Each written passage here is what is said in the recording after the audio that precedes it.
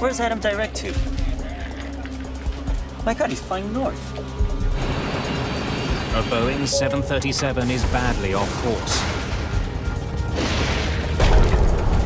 Adam 574, confirm our position, please. The crew struggles to get the plane back on track. This is crazy! They're lost in a violent storm when their plane starts rolling over. Pull up! Pull up! The lives of 102 people are at risk. Adam 574, Yujong control. Then, mysteriously, Adam Air Flight 574 disappears without a trace.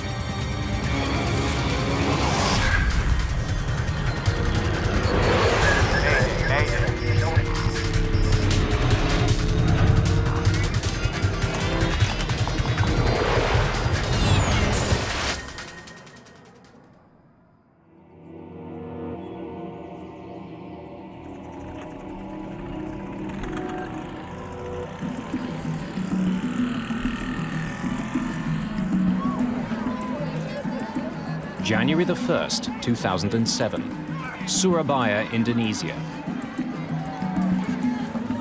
It's New Year's Day. There are celebrations throughout the country. Surabaya's airport is bustling. And not just because of the holidays. Indonesia is experiencing a boom of budget airlines. Many people are taking advantage of the cheaper fares.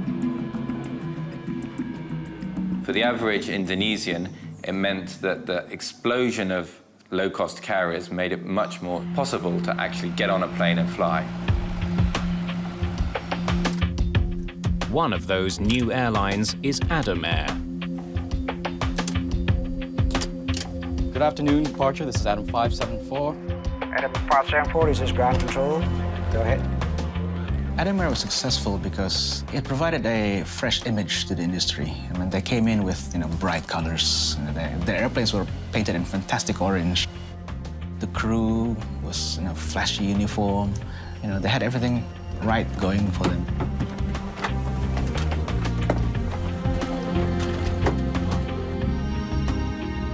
Captain Refri Widodo has been flying with Adam Air for 6 months. Today, he's in command of Flight 574, a short domestic flight.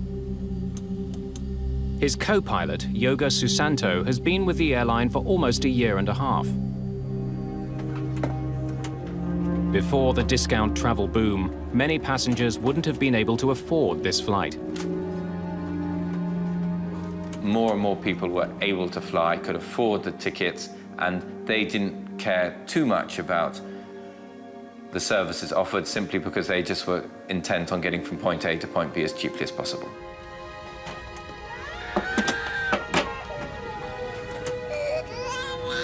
There are 96 passengers and 6 crew members on today's flight.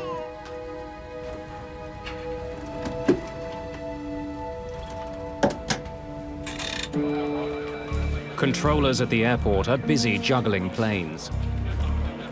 Okay, Adam 574 is clear for takeoff. 80 knots. Check. V1.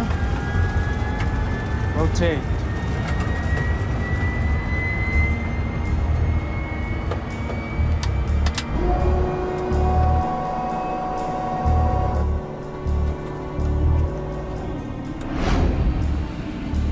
Today's flight is a routine 2-hour hop.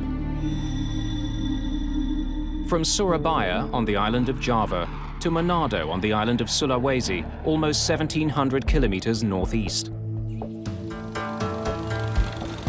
It's the beginning of the rainy season.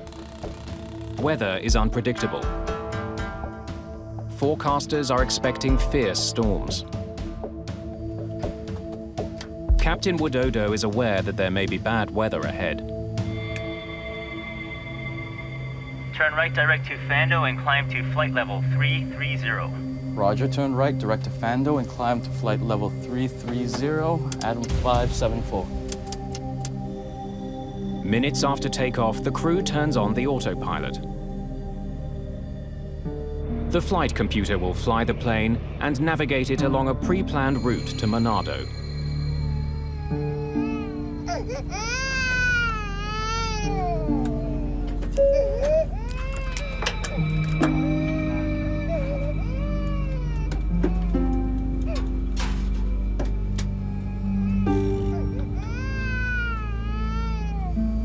Now passing flight level 220, climbing to flight level 330. Roger, Adam 574, track direct to Diola. Confirmed. Tracking direct to Diola, Adam 574. 22,000 feet below, air traffic controllers track the flight's progress on radar and confirm that it's on course. The plane is beginning to experience some turbulence.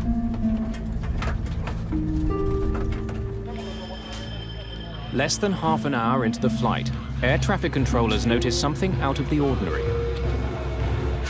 Where's Adam direct to? My God, he's flying north.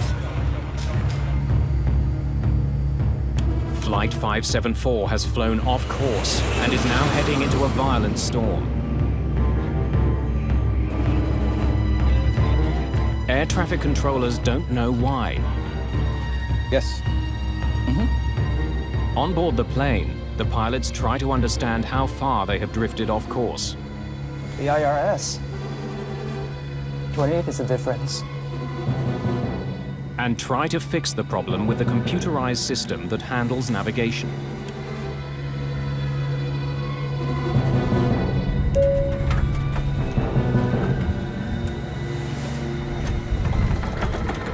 May I have your attention? This is your captain speaking. We are about to experience some turbulence. Could all the passengers return to their seats? Controllers on the ground try to get Flight 574 back on course, giving them directions to their next assigned waypoint called Diola. Adam Air 574, maintain 350, direct to Diola. Confirm flight level 350, direct to Diola, Adam 574.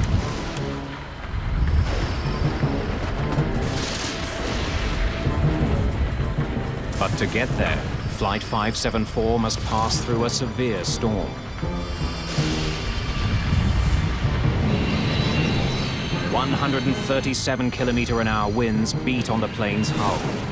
It's pounded by hail and rain. The weather is making it hard to see. The crew is not just concerned with the weather. They're still also trying to understand the problem with the plane's navigation system. This is messed up. Getting lost over the ocean is everyone's worry, because when you lose your navigational instruments or you lose trust of your navigational instruments, what do? Co-pilot Susanto consults the aircraft's handbook. It's starting to fly like a bamboo ship. Captain Widodo doesn't know where he is. He needs directions. Confirm our position. Adam 574, confirm our position, please. Roger, Adam 574, position is 125 miles. Mike, Kilo Sierra, crossing radial 307. Mike, Kilo Sierra. The weather in Mike Kilo Sierras isn't good.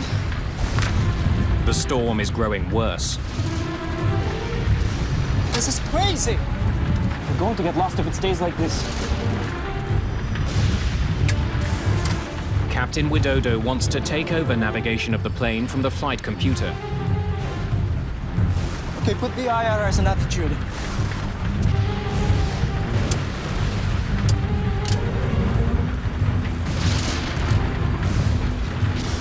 But suddenly, a warning. The autopilot has disengaged completely.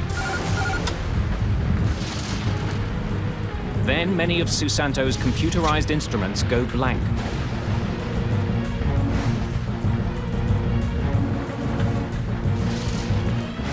The crew doesn't notice that their plane is rolling over. Flight 574 is banking at a dangerous angle. They enter this. Bank angle. Bank angle. Bank angle. If it rolls too far over, It could send the plane and the 102 people on board into a fatal downward spiral. Okay, put it back on nav again. Put it back on nav again. Put it on nav again. Captain Widodo wants to re-engage the flight computer's navigation system. The plane is still rolling, and now its nose has started to point downward. Another alarm tells the pilots that they are entering a steep descent. Don't turn it! This is our heading!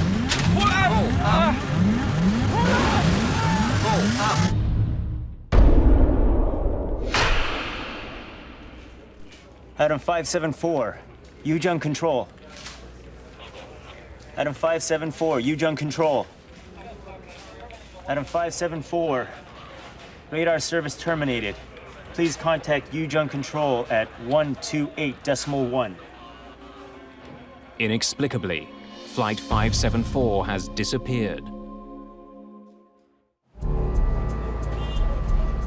News of Adam Air Flight 574's disappearance spreads quickly. The Indonesian government starts mobilizing search and rescue teams to find it. First Air Marshal Edi Suyanto will coordinate the search and rescue. On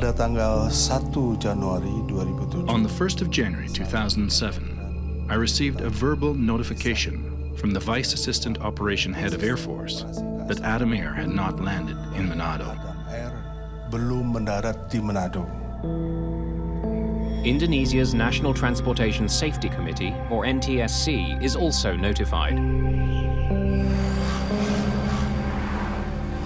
The NTSC is responsible for finding out what went wrong in any plane crash. Franz Wieners is in charge of investigating Adam Air 574.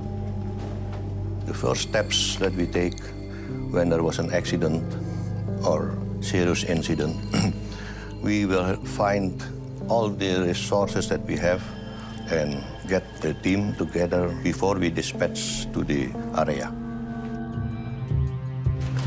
Working with air traffic control, the searchers try to pinpoint the last recorded location of Flight 574. I received the report that Adam Air was lost from the radar in the Majin Sea. The plane was last detected by radar as it was crossing the sea, about halfway through its intended journey. Okay, so right around here. But the plane could have flown hundreds of kilometers after that signal was received. It's impossible to pinpoint the exact location. When the aircraft went missing, it was a bit of a shock for everybody because in this day and age, nobody expects an aircraft to go missing. Without a specific location, searchers try to figure out how large an area to scan. Since they know how much fuel was on board, investigators can calculate how far the plane could have flown since it was last detected. If this is their last radar hit, they didn't have enough fuel to fly any further than this. More than 3,000 people are sent out to look for the plane. The Indonesians are joined by a US Navy vessel. But the area they have to search is the size of Ireland. The teams don't even know whether to look on land or on water. And as long as there was no definitive word, hope remained. 12 hours pass without any confirmed sightings. And then friends and relatives' hopes are raised with news that survivors have been found.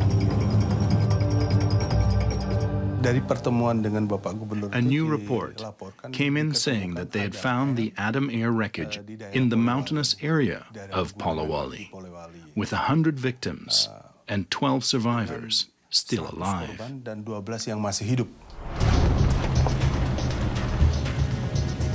Rescue teams hurry to the island of Sulawesi, hoping to return survivors to their families. They also hope to discover what went wrong on board the plane. When news broke that some people might have survived the crash, the already incredibly stressed and emotional families of the survivors thought, whoa, maybe there is a chance. Maybe my wife, cousin, husband, brother has survived.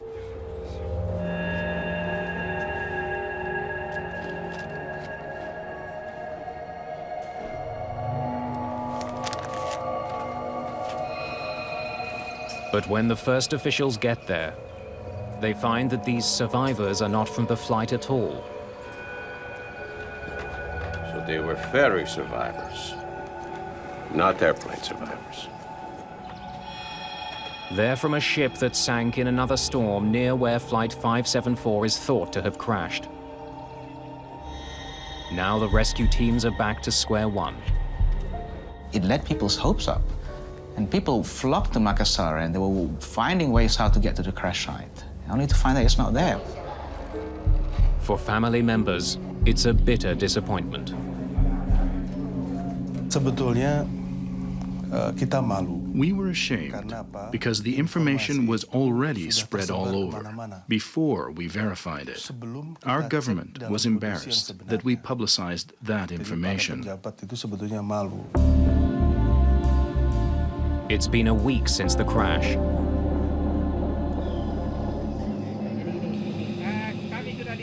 With each passing day, the chance of finding any survivors grows smaller. There was still no clear picture of exactly where the plane had crashed and how it had gone down and why it had gone down. Venus needs to locate the wreckage as soon as possible. Most of all, he needs the 2 black boxes that record conversations in the cockpit and flight data. There are beacons attached to the boxes, but they only have a 30-day battery life. 9 days after the crash of Adam Air Flight 574, a fisherman finds what he thinks might be part of an airplane, 300 meters off the coast of Sulawesi. The piece is taken to an Indonesian Air Force base for analysis. Franz Venus quickly identifies that it is part of a Wright elevator. He examines it to see if it belongs to Adam Air Flight 574.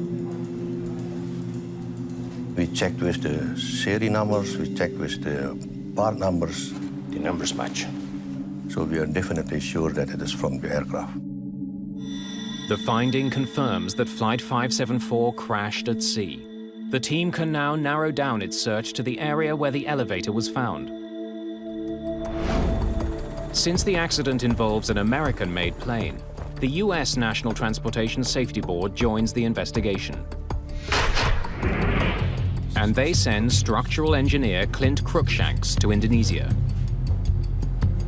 We started working with the NTSC to look at radar data, air traffic transmissions, weather data, trying to bring all that information together to find the airplane. The water that investigators plan to search for wreckage is 6,500 feet deep, much too deep to send down divers. It was quite deep water, deeper than we're normally used to recovering airplanes from. The Indonesian government wants Adam Air to pay for the salvage operation. Investigators meet with representatives of the airline. It is going to be expensive. We need to hire contractors to go down that far.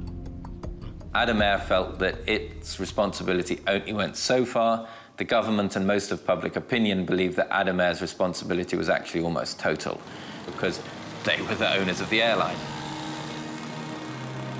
The airline refuses to pay for the salvage, triggering a lengthy negotiation. This is not good news for Franz Venus. Unless someone puts up the money to search the seabed for wreckage, the mystery of Flight 574 will not be solved. It is also a blow to the families of the victims. The families obviously wanted to know what had happened to their loved ones, and they did want the government and Adam Air to combine to get the flight data recorders out of the water. As the investigation stalls, public anger grows. People were becoming more and more critical of Adam Air and the way it was being run. But then, after 7 months of negotiating, this is good news. Thank you. Adam Air agrees to help pay for the salvage. Phoenix International, an American company specializing in deepwater salvage, starts the operation on August the 24th. But the time they've lost has had a serious consequence. Although they have a fix on the location of the crash, the locator beacons attached to the black boxes have gone dead. If the black boxes are not found, it will be a mystery until today. Without the beacon, finding 2 small boxes among the wreckage will be a huge challenge.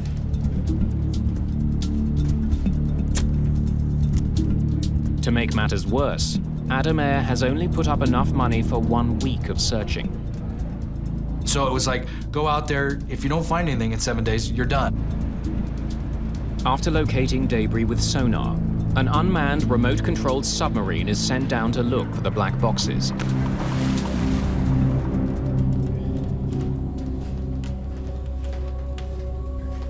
All right, how are we doing? We dove on one location first. We got to that GPS location. There was nothing there. Pull up quadrant 3. So we sat down and decided we'd do a grid search about that point, and so we did a very methodical search.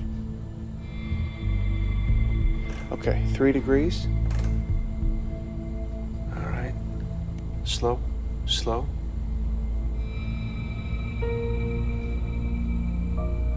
We're coming up on something.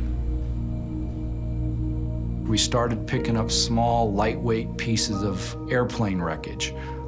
Things like life vests, seat trays, light bits of metal. Oh my God, this is it. Investigators get their first look at the wreckage. This plane is ripped apart. The state of the wreckage illustrates just how violent this plane crash was. The little pieces of wreckage didn't tell us anything about the cause of the crash. They did tell us, however, that the airplane hit the water at a very high rate of speed. This was the most fragmented airplane that I have ever seen. Only 2 days into the operation, Cruikshank spots something. All right, stop. Rotate back 5 degrees. I noticed on the left side of the video screen something that appeared to be orange, and I instructed the ROV operator to take a closer look at it. That's it. That's it. Okay. Once we got over there, we realized that, yeah, this in fact was the FDR. The plane's flight data recorder has been found. All right, good work, Joe. Let's get this up. We were very excited that we had seen and recovered one of the boxes. Investigators soon find the cockpit voice recorder nearby. All right, stop. That's it. Their week is up. The salvage operation is over. Investigators now hope that they have all the clues they need to solve this accident. The black boxes is the only source for the evidence that we have, because we don't have the wreckage, we don't have the witnesses. But the boxes have been lying on the bottom of the sea for almost 8 months. They could be damaged beyond repair. They may not yield any information at all.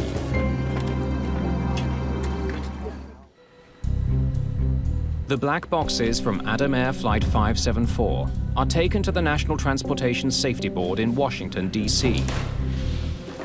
Investigators think the labs there are the best bet at salvaging any possible information. If an FDR is found in salt water, it needs to be washed in fresh water and then contained in water the entire time until it makes it to our lab. Salt and air together create a chemical reaction that results in rust. The rust can damage the electronic components in the recorders. Keeping them submerged in fresh water delays that reaction. The The importance of having the data depends on the circumstances of the accident. If you're able to recover wreckage in other parts to investigate, then you don't necessarily need to rely on the data. For this particular accident, since the wreckage was going to stay at the bottom of the ocean, it was essential that we had data from the recorders. Franz Wieners also makes the trip to the United States.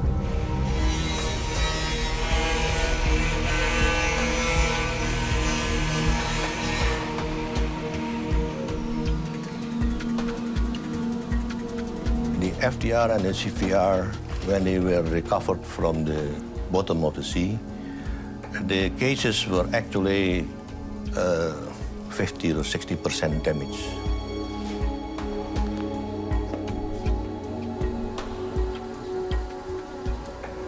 We thought there might be an issue in recovering the data. It wasn't as damaged as many others we've seen, so we were fairly confident if there was data recorded, we would be able to get the data off of it. Technicians begin the painstaking process of retrieving the information. The job is a multinational effort. The Australian Transport Safety Bureau was requested to assist. We have an excellent relationship with the NTSB folk, and so our flight recorder specialist went to the United States and worked alongside the NTSB. The electronic components containing the data are carefully removed and dried.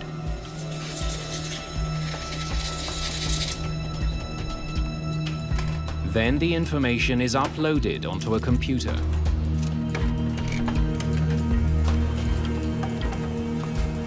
As the delicate procedure of recovering the data from both recorders progresses, investigators are aware that they have an additional concern. As you can tell, one problem that we ran up against in this investigation is the maintenance records indicated that the flight data recorder was written up as being inoperable in the weeks prior to the crash. We were concerned with that in that if we found the FDR, it may not have recorded anything.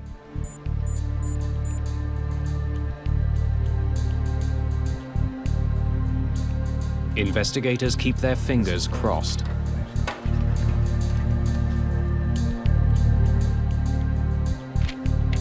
we've got it all.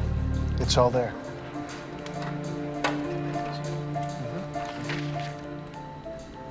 I was confident once we found out that we had 100% of the data that we would be able to solve this accident. The two black boxes provide investigators with the first solid clues about why Flight 574 fell from the sky. Good afternoon, departure. This is Adam 574. Now passing Flight level 220, climbing to flight level 330. Roger, Adam 574. Track direct to Diola. Confirmed. Tracking direct to Diola, Adam 574. The conversation in the cockpit tells investigators that the crew knew that the plane's navigation system was sending them off course. The IRS. 28 is the difference. They're drifting. And that they were preoccupied with fixing that problem. This is messed up. Where's Adam direct to? My God, he's flying north. Adam Air 574, maintain 350, direct to Diola.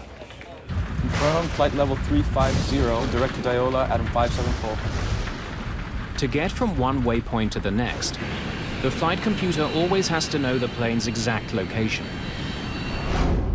That information comes from a component called the IRS, or Inertial Reference System. It tracks every adjustment to the plane's course to calculate its exact position. It then feeds that information to the autopilot. The autopilot needs to know where the aircraft is and where it needs to go.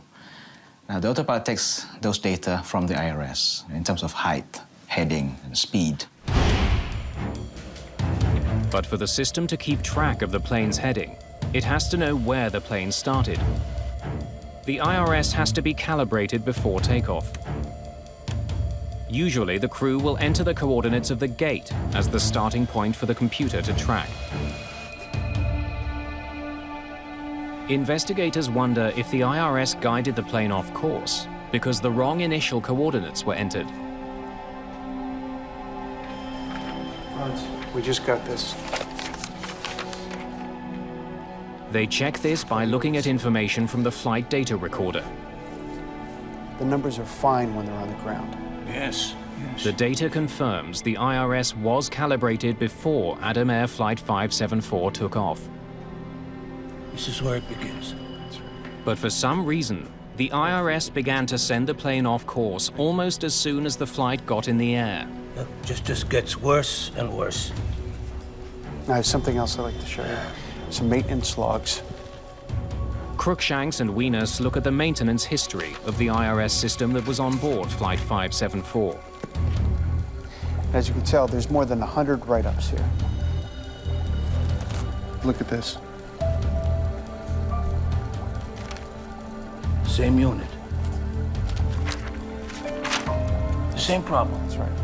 The history shows that there had been numerous complaints about the plane's navigation system over the past 3 months. Again and again. Investigators wonder why the airline didn't fix the problem. In the case of the IRS of this aircraft, that unit should have been taken out and sent to maintenance for calibration or repairs.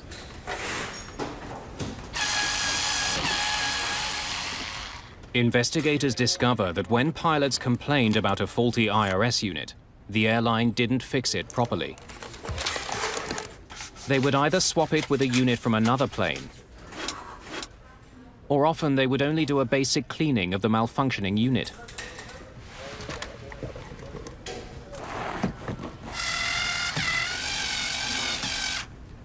They just pull up the connectors, spray it with some lubricant cleaners, then put it back on, did some ground test, and then just put ground test OK on the maintenance log. Since the IRS is such a vital piece of equipment, this is contrary to all recommended repair policies. Investigators listen to the cockpit voice recorder, hoping to discover how the malfunctioning IRS contributed to the crash. This is crazy! We're going to get lost if it stays like this. Don't turn it! This is our heading! Pull up! Pull up! But nothing they hear leads them to believe that an IRS malfunction alone could have caused the plane to crash. If you have a failure in one system of the airplane, it shouldn't cause an accident. Investigators now wonder if the severe storm Flight 574 flew into somehow played a role in this crash. This is messed up. This is really messed up. It's starting to fly like a bamboo ship. Confirm our position. Weather is a well-known cause of airline accidents. It can wreak havoc with the airplane and disorient pilots. In 1977, a Southern Airways DC-9 flew into a violent storm near New Hope, Georgia. Our left engine just cut out. Hail clogged the engines. They tore themselves apart. Got the other engine going too. Brace for impact! The plane slammed into the small town, and 72 people were killed. In order to determine if weather was a factor in the Adam Air crash, investigators need a more complete picture of what happened on board the flight. They want to know everything the crew did and said from the time they discovered that they were off course to the time they hit the water. To do this, they combine the data from the two black boxes to create a computer simulation of the flight. That gave us very close to the possibility of what really happened with the aircraft.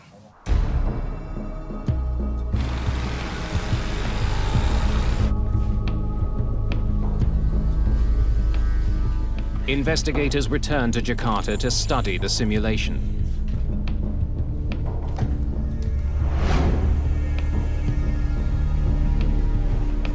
The weather in Mike Kilo Sierras isn't good. This is crazy! We're going to get lost if it stays like this. They can see that throughout most of the flight, the computer was navigating the plane. But since the flight computer was sending the plane off course, the captain decided to navigate the plane himself. Okay, put the IRS in attitude. Co-pilot Susanto switched the navigation system to a mode that would keep the plane flying straight and level. Captain Widodo could now change his course. This is where they switch from nav to attitude. Switching from one mode to the other forces some computerized gauges to temporarily go blank while they reset.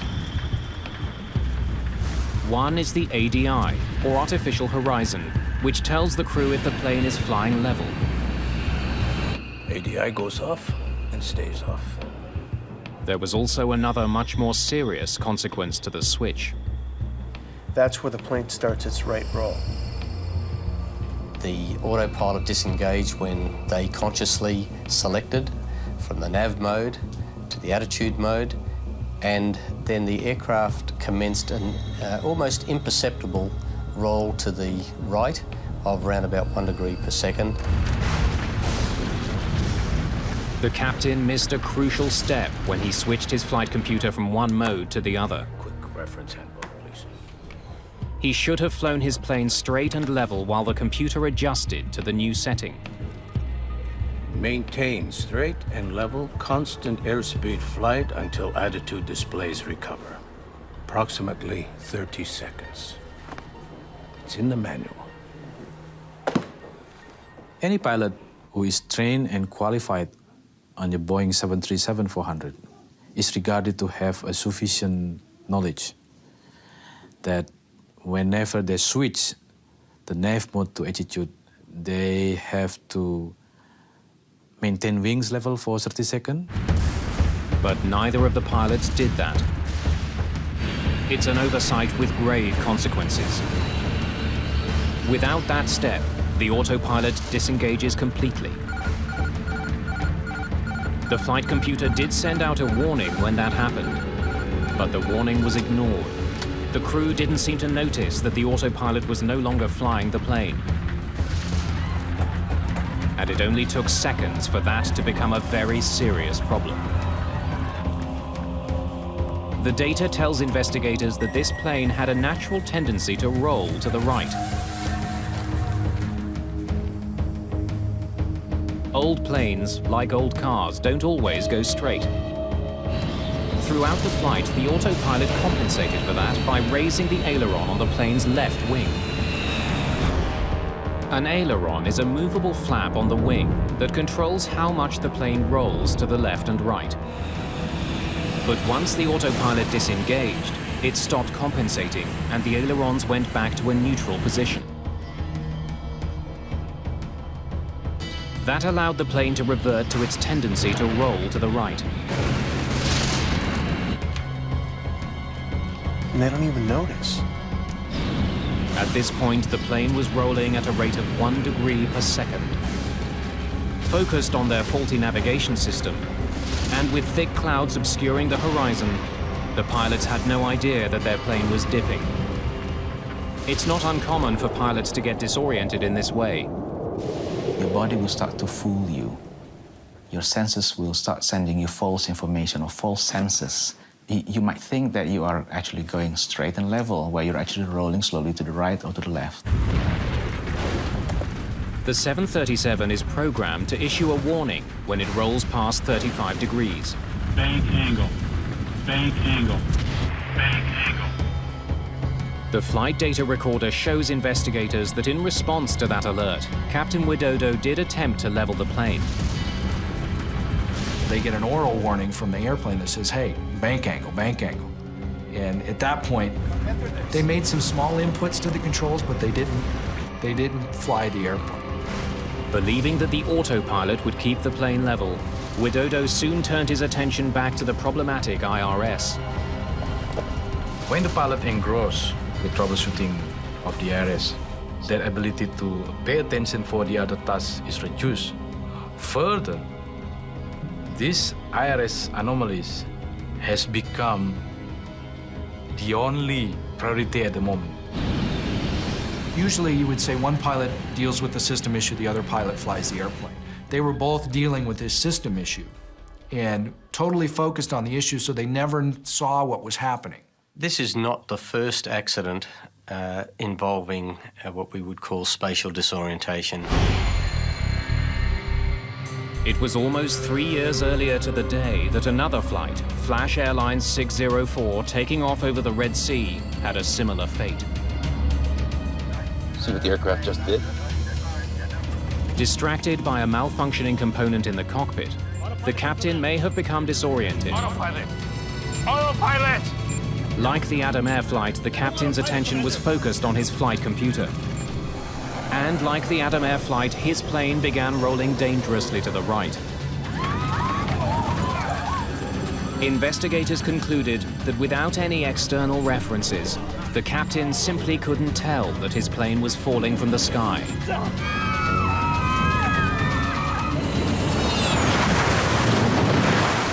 Tragically, just because there is an initial reference system failure, or let's say in another accident there might be an engine failure, does not mean that an aircraft has to crash. It's 60 degrees now and there's no attempt at a recovery. Don't turn it! This is our heading! Pull out! Pull out!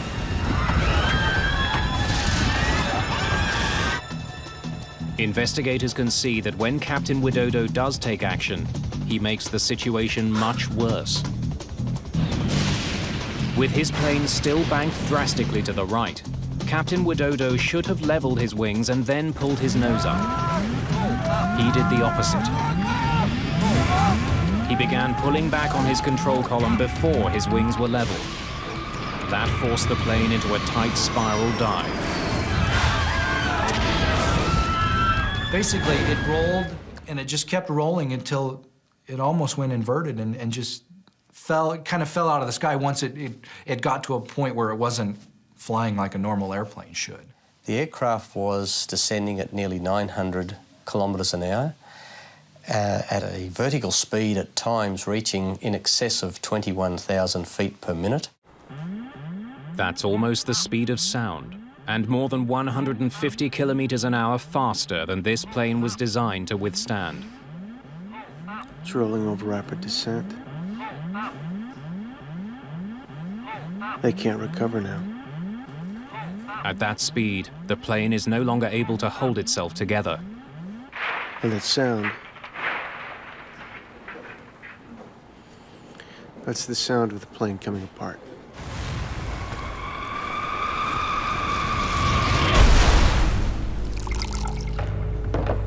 The black boxes have revealed how Flight 574 crashed. But they also raise crucial questions. It's just one error after another. There was ample opportunity, ample time for the pilots to correct the situation. The investigators have come to a disturbing conclusion. The only mechanical failure was with the plane's navigation system. And that shouldn't have caused the crash. The more significant failures were human. Okay, put the IRS in attitude. But why should qualified pilots make these disastrous mistakes? Don't turn it! This is our heading!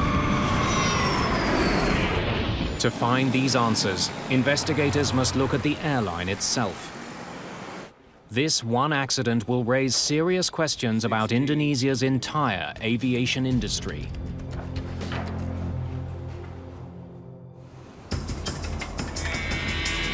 Investigators turned their attention from the actions of the pilots on Flight 574 to the airline that employed them, Adam Air. They meet with the owners. Frans Wings. Adam Air was founded in 2002 by a wealthy businesswoman named Sandra Ang. Ang named the airline after her son, Adam, whom she also appointed as the company's president. We need to know more about your training program. The investigators interview Adam Air pilots. Did the airline provide any training on recovery procedures in the event of an IRS failure? No. They want to find out more about how the airline trained its flight crews. What about recovery techniques? IRS troubleshooting? No? What they uncover is disturbing. We could not find any evidence that the pilot was properly trained when they have a sudden disengaging autopilot or when they're flying with the IRS failure. Thank you, gentlemen, for your time.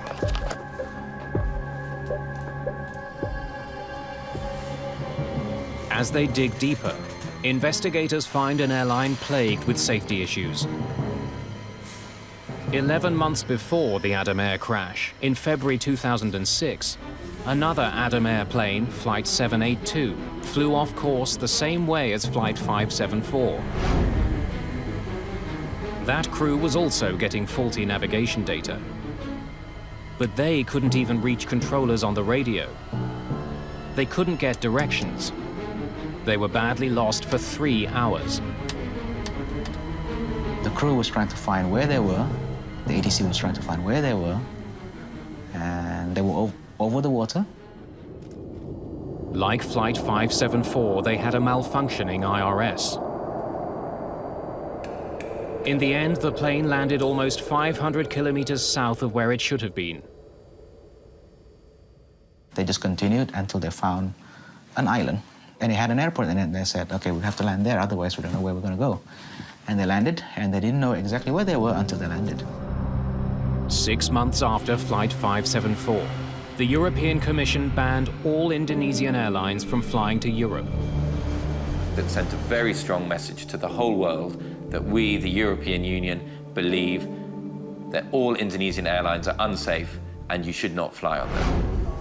Then in March 2008, there's another accident involving Adam Air, this time in the city of Batam. And the airplane slewed off the runway, came to rest on the side.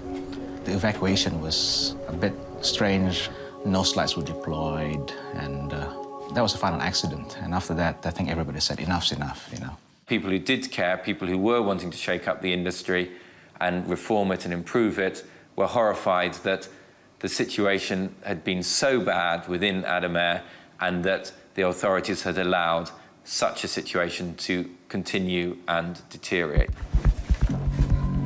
Immediately after the crash in Batam, the Indonesian government suspended and then ultimately revoked Adam Air's license to operate. It is also apparent that Adam Air isn't the only Indonesian airline with problems. Prior to the Adam Air crash, Indonesia experienced a bad crash about every year to 18 months. Many of those accidents involved the discount carriers that the government had allowed to thrive. More than 50 such airlines were in operation at the time of the Adam Air crash. The problem, though, was that this expansion occurred in a way that was not properly monitored, not properly regulated by the government. Thousands and thousands of people are being employed to work for airlines when they just don't have the experience to do so and are not being adequately trained, as the investigation report into the Adam Air crash demonstrated. Indonesia's poor safety record forces the government to take steps to improve airline safety throughout the country. It begins rating airlines on safety and grounds those that don't comply. There have been fewer fatal incidents since the reforms. But a year and a half after it was put in place, the European Union's ban on Indonesian airlines was still in effect. Those familiar with Indonesian aviation think the reforms could go even further. So that we have no more Adam Airs, we have no more companies that cut costs too much and gives all these extra risks to the public, because that's not what the public should receive. The public should receive a reliable and safe means of air transportation.